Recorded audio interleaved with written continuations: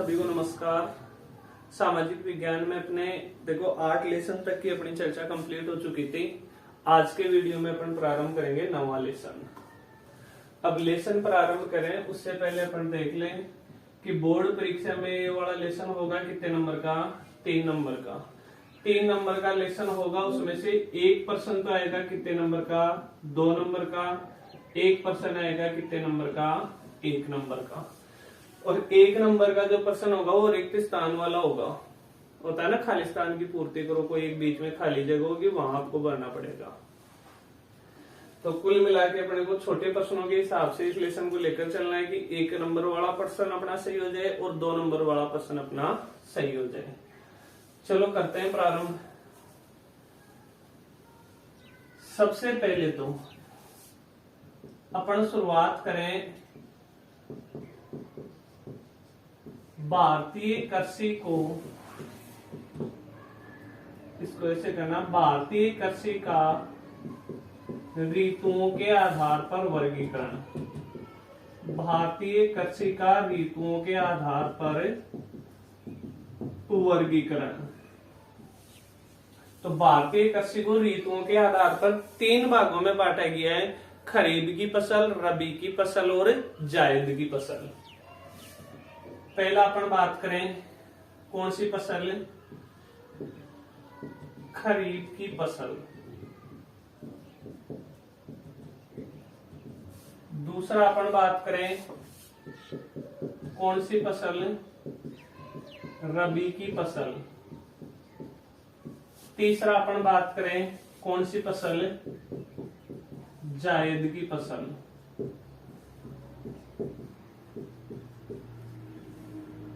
अब सुनना, ऋतुओं के आधार पर कितने भागों में बांट दिया अपन ने? 3 भागों में बांट दिया। मतलब कहने का मतलब ये है कि एक साल में अपने यहाँ भारत में खेतों में 3 बार फसल उगाई जाती है। मतलब क्या हो गया? एक साल में 3 बार फसल उगाई जाती है। एक तो खरीफ की फसल उगाई जाती है, एक रबी की उगाई जाती है, एक फसल कौन सी है? जायद। जायद की फसल। अब सुनना, आपकी एग्जाम होगी शायद जून या जुलाई में। कब होगी? या तो जून की संभावना है या फिर जुलाई की संभावना है। तो जब तुम्हारा पेपर होगा उस समय को ही अपन आधार बना के स्टार्ट करें। तो खरीफ की फसल कब? जून जुलाई। जून जुलाई में बोई जाती है और फिर जब सर्दियां स्टार्ट होती हैं, मतलब दीपावली के आसपास जब सर्दियां स्टार्ट होती हैं, अक्टूबर नवंबर में, अक्टूबर नवंबर में काटी जाती है। कौन सी फसल है? खरीफ की फसल। अब खरीफ की फसल के कुछ अपन एग्जाम्पल लेंगे कि खरीफ की फसल में जून जुलाई में बोई जाने वाली फसल और अक्टूबर नवंबर में, मतलब जब सर्दियां स्टार्ट होती हैं दीपावली के आसपास, काटी जाने वाली फसल कौन सी कहलाती है? खरीफ की फसल कहलाती है। जैसे अपन उदाहरण लें, मक्का, बाजरा, चावल। चावल से स्टार्ट करते हैं अपन क्योंकि प्रसिद्ध फसल में ये आती है। चावल, बाजरा, मक्का, मूंगफली। हालांकि ज्वार वगैरह और भी हैं, लेकिन ये 4 फसल अपने को ध्यान रखनी है। समझ के बाद अक्टूबर नवंबर में जैसे ही खरीफ की फसल काट दी, वैसे ही अक्टूबर नवंबर में कौन सी फसल बो देंगे? रबी की फसल। तो कब बोई जाती है? अक्टूबर नवंबर में बोई जाती है और मार्च अप्रैल में काटी जाती है।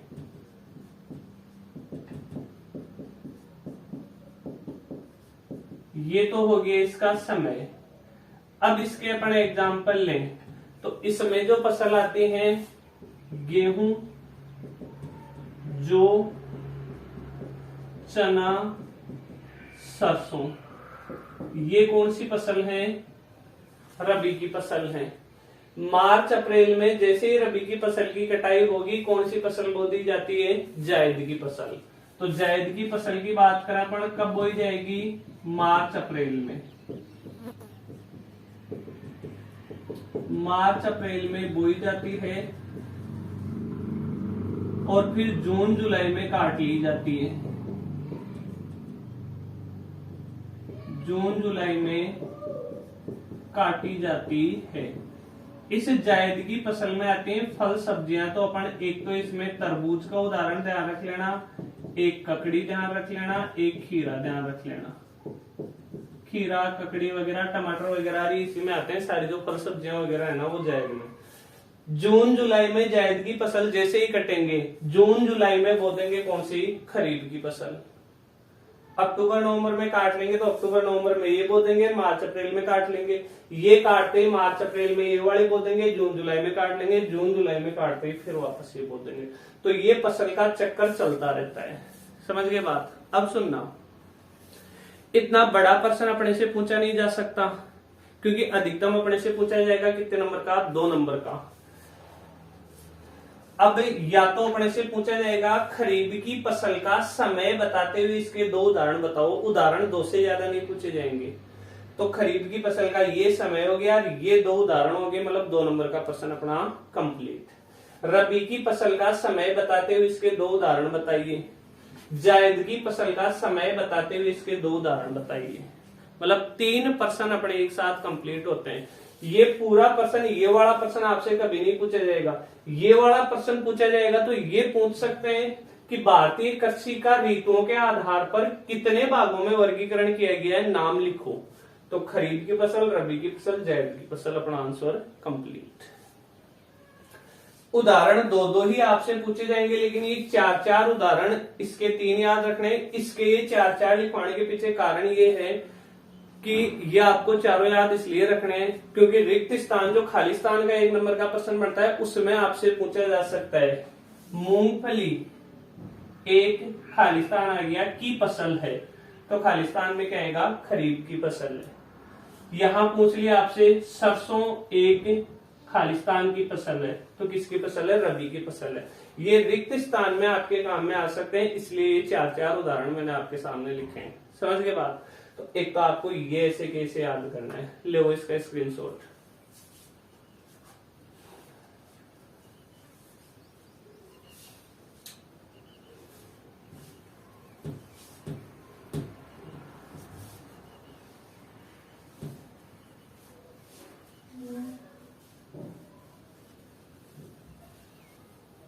अब अपन बात करेंगे, देखो ये वाले जो थे ना डायग्राम में से, इसमें 2-2 नंबर के प्रश्न की संभावना है। अब अपन कुछ बात करेंगे 1-1 नंबर के प्रश्न की।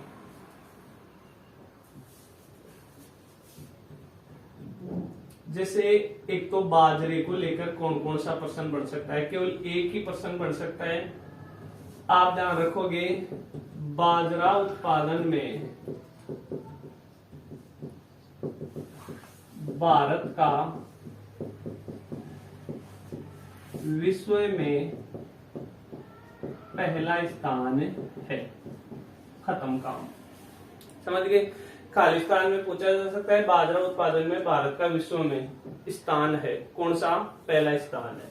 बाजरे के बाद में अपन बात करें किसकी? चावल की।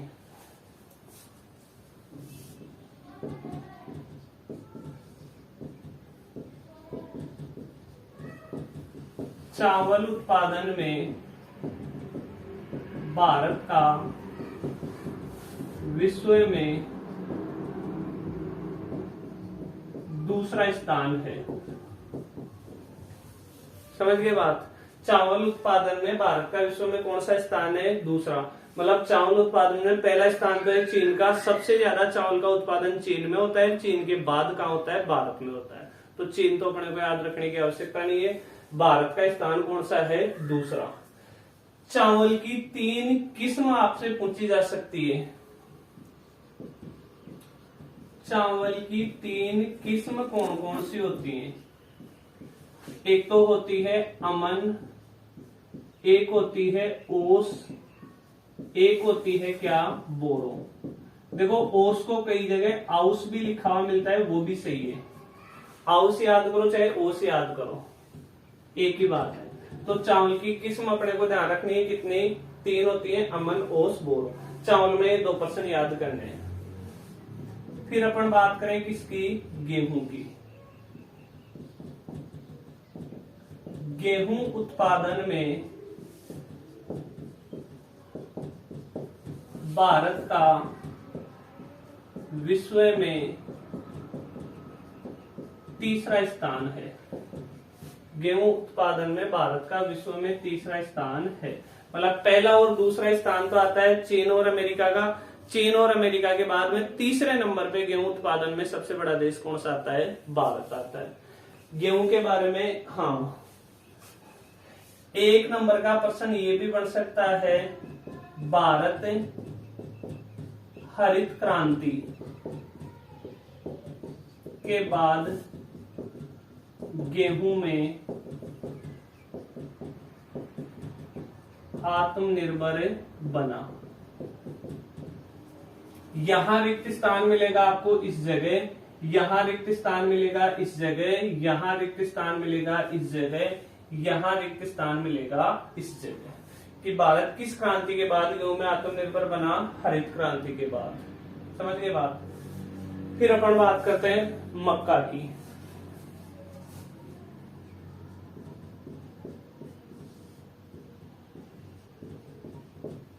मक्का उत्पादन में भारत का विश्व में 10वां स्थान है। ये रिक्त स्थान में एक मक्के के बारे में ध्यान रखोगे आप। मक्का पुर्तगालियों द्वारा भारत लाया गया। मतलब मक्के को भारत लाने का श्रेय किनको जाता है, पुर्तगालियों को। आपको पता हो तो पहले ब्रिटिश शासन था, उस समय भारत में डच, फ्रांसिस, पुर्तगाली, अंग्रेज ये चारों साथ आए थे। उनमें फिर डच, फ्रांसिस और पुर्तगाली तो भारत पे अधिकार ज्यादा लंबे समय तक नहीं रख पाए। अंग्रेजों का लंबे समय तक शासन रहा, हालांकि पुर्तगालियों का भी लंबे समय तक गोवा में अपने यहाँ शासन रहा था। तो वो पुर्तगाली भारत में कौन सी फसल लेके आए थे, मक्का। ये कुछ रिक्त स्थान। ये वाला प्रश्न आपसे पूछा जा सकता है, चावल की 3 किस्में कौन कौन सी है, नाम लिखो। ये खालिस्तान में ये सारे 1-1 नंबर के प्रश्न है, इसको छोड़कर। देखो क्रम से अपन ने लिखा है, सबसे पहले बाजरे को लिया है क्योंकि बाजरे में भारत का पहला स्थान है। फिर चावल को इसलिए लिखा है क्योंकि चावल में भारत का दूसरा स्थान है। फिर गेहूं को इसलिए लिखा है क्योंकि गेहूं में भारत का तीसरा स्थान है। इसलिए तीनों अपन ने इस तरीके से लिखे हैं। समझ गए बात। ले इसका स्क्रीनशॉट, फिर आगे चर्चा करते हैं।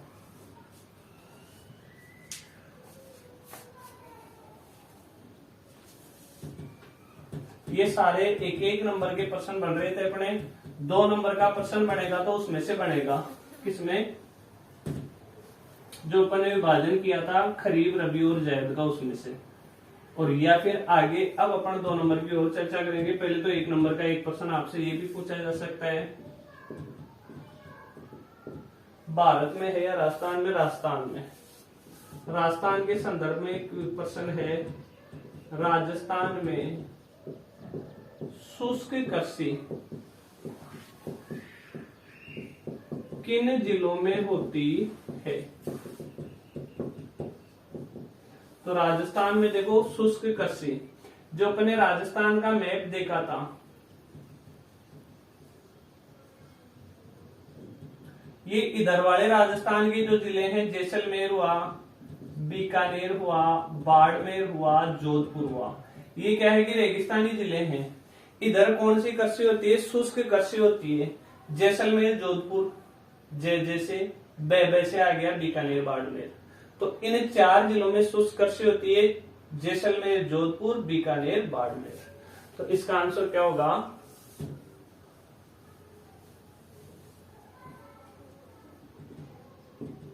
जैसलमेर,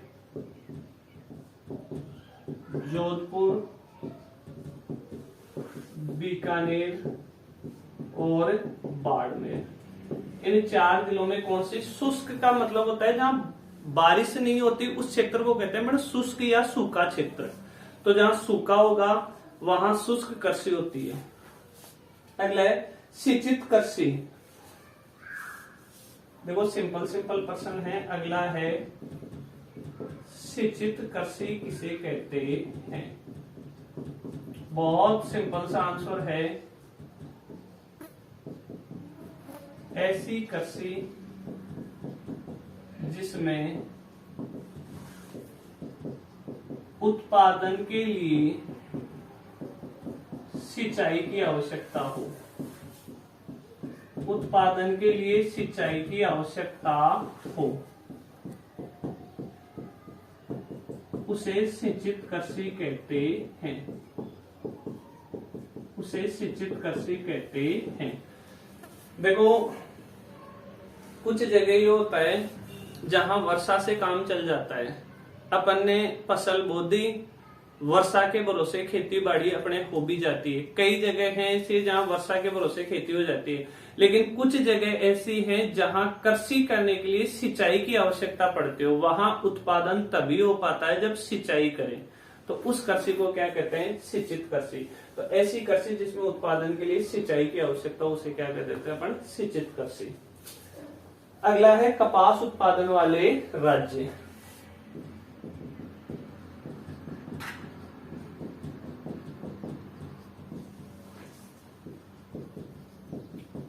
कपास उत्पादन वाले राज्य कौन से हैं? 3 राज्यों का नाम याद रखोगे आप। एक गुजरात, एक महाराष्ट्र और तीसरा आंध्र प्रदेश। ये 3 राज्य ऐसे हो गए जहां किसका उत्पादन होता है, कपास का उत्पादन होता है। ये तीनों एक नंबर के प्रश्न हैं। हो सकता है ये वाला 2 नंबर में भी पूछ ले आपसे, तो 2 नंबर का भी पूछे तो अच्छी बात है, अपने तो 2 नंबर में लिख देंगे इसको।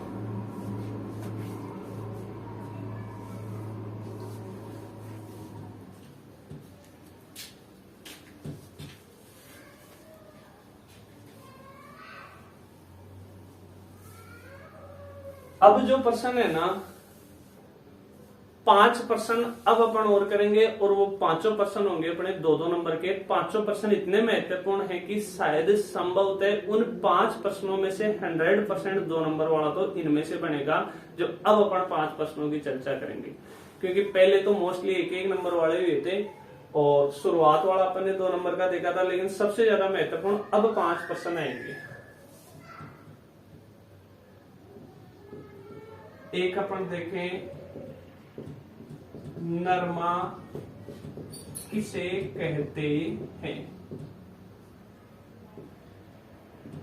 तो इसका आंसर होगा लंबी व महीन रेशे वाली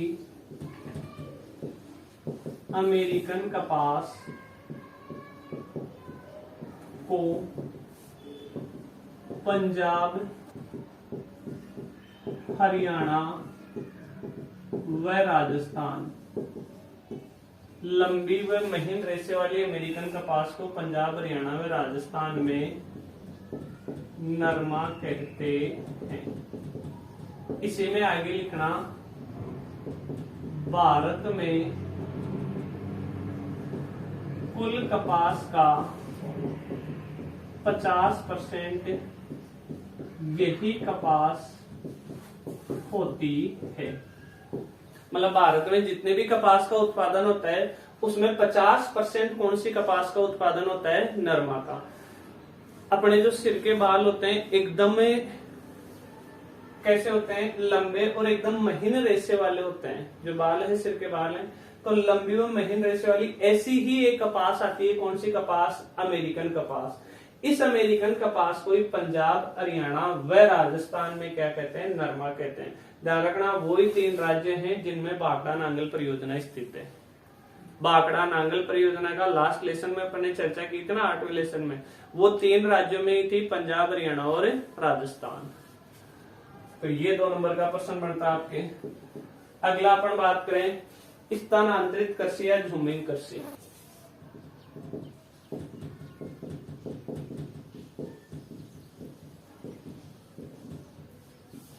स्थानांतरित कृषि के रूप में पूछ ले या झूमिंग कृषि के रूप में, एक ही बात है, चाहे स्थानांतरित कृषि कह दो चाहे झूमिंग कृषि कह दो। होता है क्या है, भारत के जो आदिवासी क्षेत्र हैं, आदिवासी क्षेत्रों में भूमि की कोई कमी नहीं है, जगह की कोई कमी नहीं है। शहरों में तो देखो मतलब ही नहीं है कि शहरों में तो खेती बाड़ी हो जाए, क्योंकि वहां तो मकान ही एकदम टच टच में रहते हैं, आबादी जनसंख्या बहुत ज्यादा है। आदिवासी क्षेत्रों में जनसंख्या तो है बहुत कम, वहां जंगल ही जंगल हैं। तो आदिवासी क्या करते हैं, जंगलों को जलाकर वहां जो कृषि करते हैं उसे क्या कहते हैं, स्थानांतरित कृषि। तो इसका आंसर लिखोगे, भारत के आदिवासी क्षेत्रों में जंगलों को जलाकर जो कृषि की जाती है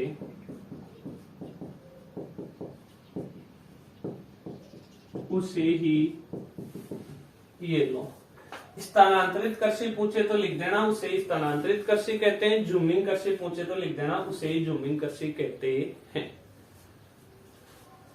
ये क्या करते हैं आदिवासी भाई, जंगलों को काट दिया, 1-2 साल वहां कृषि खेतीबाड़ी कर लेते हैं, जंगलों को काट कर 1-2 साल जब वहां खेतीबाड़ी करते हैं तो उसका उपजाऊपन थोड़ा कम होने लगता है, तो फिर उस जगह को छोड़ देते हैं, फिर आगे जाते हैं, फिर वहां जंगलों को काट देते हैं, फिर वहां खेती कर लेते हैं, फिर 2-4 साल वहां खेती करते हैं, फिर आगे जाके जंगलों को काटते हैं। तो स्थान बदल बदल कर कृषि करते हैं, इसका मतलब स्थानांतरित कृषि। और इसको आप ऐसे भी याद रख सकोगे, झूम झूम कर कृषि करना, मतलब एक बार यहाँ झूम झूम कर कृषि कर ली, फिर आगे के जंगलों को काटा, वहां झूम झूम कर कृषि कर ली, तो ये कृषि कौन सी कृषि कहलाती है, झूमिंग कृषि। अगला है खाद्यान्न फसलें, बहुत सिंपल सा है, खाद्यान्न फसलें किसे कहते हैं। और ये 100% है कि भाई ये वाली जब परिभाषा पूछी जाएगी, 2 उदाहरण आपसे पूछे जाएंगे, कोई 2 उदाहरण बताओ।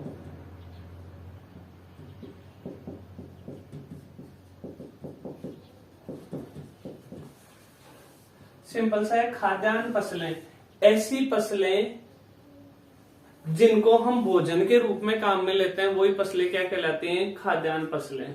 ऐसी फसल जिनका उपयोग भोजन के रूप में किया जाता है।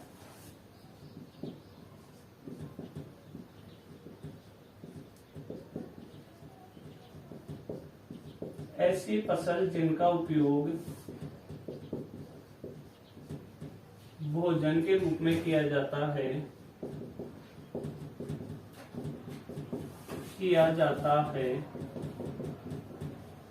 उसे खाद्यान्न फसल कहते हैं।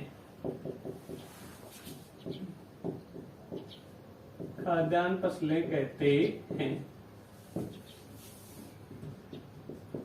अब जैसे मैं आपसे कहूं, क्या गन्ना एक खाद्यान्न फसल है? गन्ना एक खाद्यान्न फसल नहीं, ये ध्यान रखना, क्योंकि गन्ना अपन गन्ने की रोटी नहीं बनाते, समझ गए बात। और अपन बात करें, तंबाकू एक खाद्यान्न फसल है, गन्ना और तंबाकू अपन खाने के काम में लेते हैं, लेकिन खाद्यान्न फसल नहीं है। जैसे गेहूं अपन उगाते हैं, गेहूं उगाने का मकसद होता है गेहूं अपन खाने के काम में लेते हैं। जौ हुआ, बाजरा हुआ, ये सारी कैसी फसलें, खाद्यान्न फसलें हैं। कोई से 2 उदाहरण, चावल भी आप खाद्यान्न फसल के रूप में उदाहरण लिख सकते हो। तो ये फसल कैसी फसल है, खाद्यान्न फसलें। कोई से 2 उदाहरण आप इसमें से लिख देना।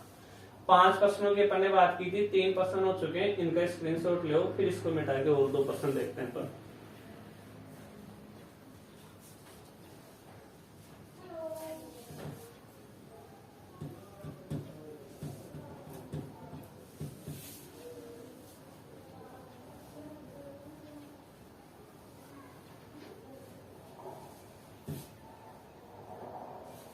अगला प्रश्न सुनना। अगला है व्यावसायिक फसल या औद्योगिक फसल किसे कहते हैं? और वही क्या, दो पूछे जाएंगे आपसे क्या, उदाहरण। समझ गए बात? तो सुनना, पहले बोर्ड पे लिखता हूं फिर अपन इसको समझते हैं। ऐसी फसल जिन्हें बाजार में बेचा जाता है,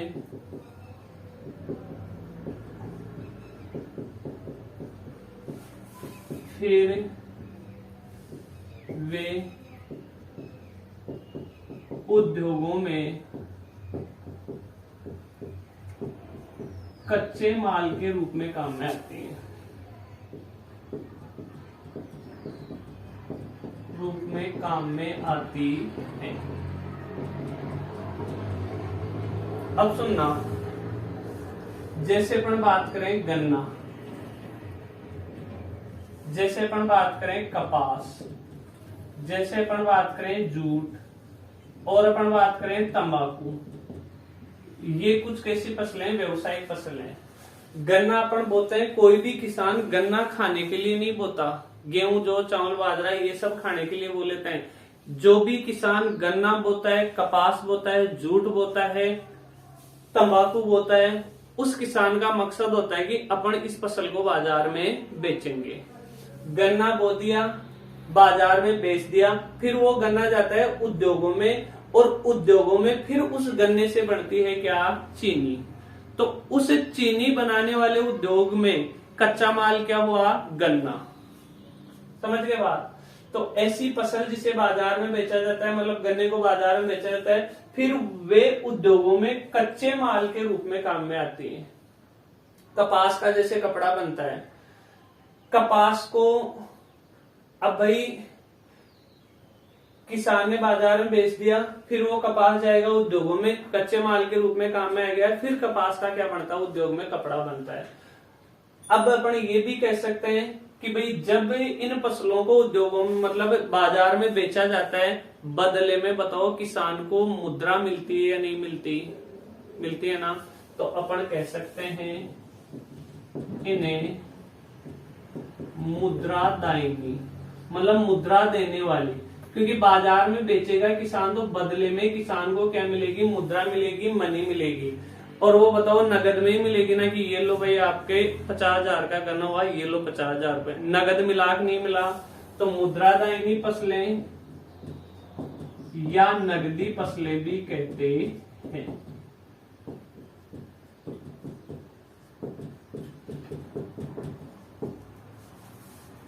अब ये उदाहरण के रूप में यही चार लिख लेते हैं। दो उदाहरण आपको सिंपल दिमाग में रखना है, केवल उदाहरण सारे याद मत रखना, इसके दो उदाहरण याद रख लेना। जैसे गन्ना व कपास, जूट याद रहे तो जूट रख लेना, तंबाकू याद रहे तो तंबाकू रख लेना। अब सुनना, ये वैसे लिखने की आवश्यकता नहीं थी, लेकिन ये मैंने क्यों लिखा है, हो सकता है ये वाला प्रश्न है पूछ के आपसे ये प्रश्न पूछ लिया जाए, मुद्रा दायिनी फसल किसे कहते हैं, इसके दो उदाहरण बताइए। तो भी परिभाषा यही होगी, वे फसल जिन्हें बाजार में बेचा जाता है, फिर उद्योगों में कच्चे माल के रूप में काम में आते हैं, उन्हें मुद्रा दायिनी फसल कहते हैं। हो सकता है ये पूछ ले नकदी फसल किसे कहते हैं, तो भी यही परिभाषा होगी, यही उदाहरण होंगे। समझ गए बात? अगला सुनना, अगला प्रश्न है बागानी फसलें।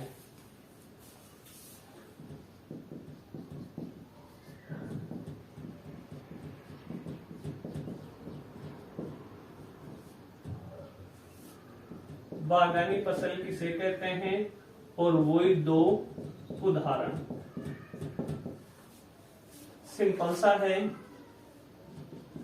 ऐसी फसल जिसे विशाल बागानों में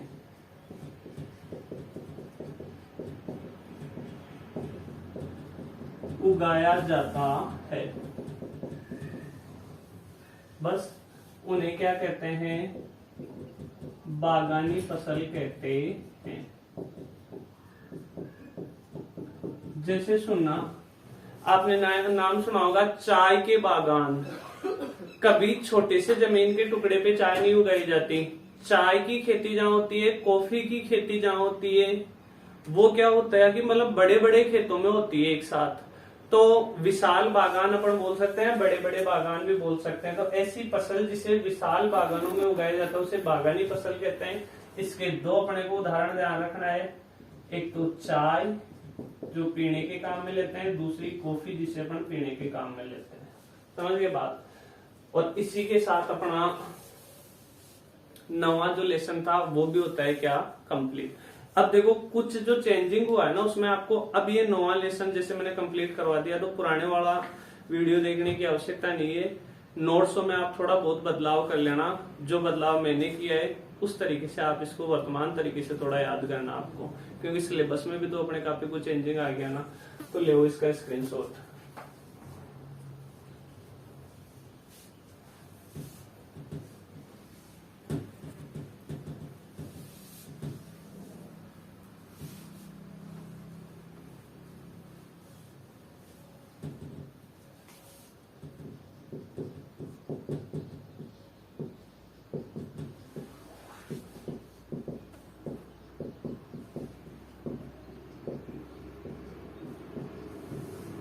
अगला जो लेसन आता है वो लेसन 10 आता है, जिसका नाम है खनिज ऊर्जा संसाधन। कितने नंबर का है बोर्ड परीक्षा में, 5 नंबर का। और इस लेसन को अपने को बिल्कुल भी नहीं पढ़ना हाल फिलहाल। क्यों नहीं पढ़ना, मैंने आपको कहा था कि 10वें लेसन में से वैसे अपने एक भी प्रश्न नहीं आने का है। 10वें लेसन में से जो प्रश्न आएगा वो आएगा मानचित्र के रूप में। समझ गए बात। तो मानचित्र वाला टॉपिक ही अपन ने अलग से कर लिया। और ये भी मैंने कहा था कि वो वीडियो बनाने में और थोड़ी अपलोड करने में थोड़ी सी मिस्टेक हो गई थी। अगर किसी बच्चे के मोबाइल में नहीं चल रहा हो तो ये हमने फिक्स कर लिया कि एक बार जैसे 20 लेसन कंप्लीट होते हैं नेक्स्ट अगले ही दिन कौन सा वीडियो बना देंगे दोबारा मानचित्र वाला। समझ गए बात। तो 10वां लेसन आपको छोड़ना है और ये अपना किस में कंप्लीट हो जाएगा, मानचित्र में। तो अभी ये मान के चलना है कि अपने लेसन कितने हो चुके हैं, 10। समझ गए। जिसने मानचित्र वाला वीडियो देख लिया उसके लिए तो 10वां लेसन भी क्या है, कंप्लीट है। तो अगला जो वीडियो होगा अपना, नेक्स्ट जो क्लास होगी उसमें अपन चर्चा करेंगे 11वें लेसन को लेकर। समझ गए। तो फिर अपनी मुलाकात होगी, तब तक के लिए धन्यवाद। जय हिंद, जय भारत।